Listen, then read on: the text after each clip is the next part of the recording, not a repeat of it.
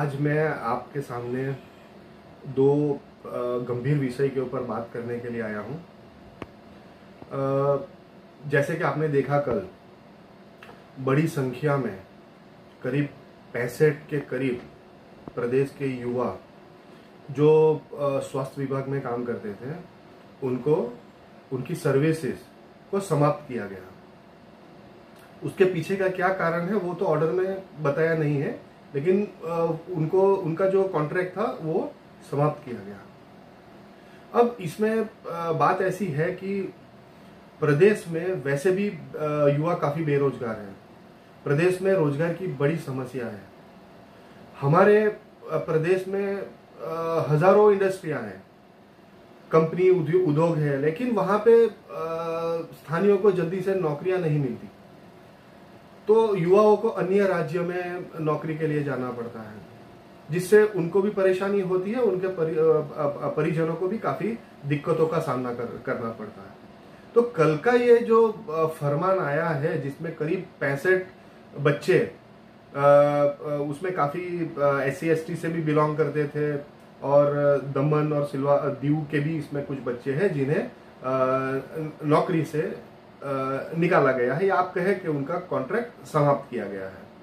तो बात ऐसी है कि आज समय ऐसा है कि हमें नौकरी जनरेट करनी चाहिए।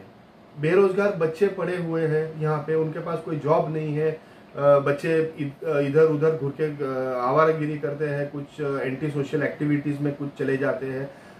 तो हमारा काम है, प्रदेश के प्रशासन का काम है कि ज्यादा से ज्यादा नौकरियां जनरेट करें, ना कि जिनके पास ऑलरेडी नौकरी है उन्हें निकाला जाए।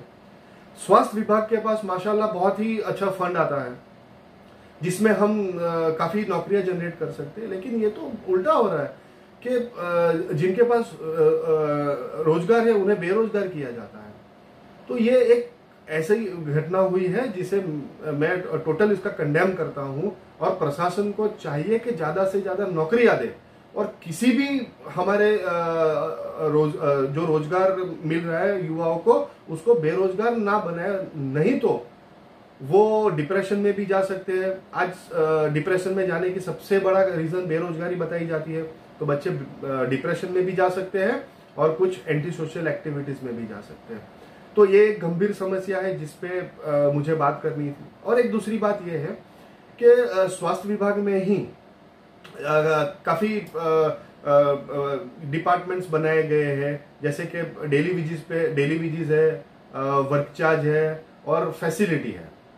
अब फैसिलिटी करके जो इनका जो डिपार्टमेंट चलता है उसमें वहां पे काम करने वाले युवाओं को 8,000 रुपये प्रति माह वेतन मिलता है। अब आप अंदाजा लगाइए कि हमारा प्रशासन नोटिफिकेशन देता है, ऑर्डर करता है कि मिनिमम वेजेस 462, ये मिनिमम वेजेस है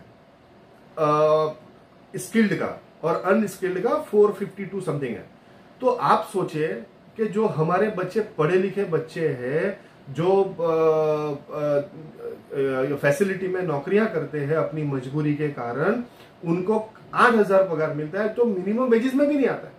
इसका तो मतलब ये होता है कि खुद हमारा प्रशासन उसका ही जो आदेश है, जो ऑर्डर है, जो नोटिफिकेशन है, उसका वायलेशन करता है, उसका उल्लंघन करता है।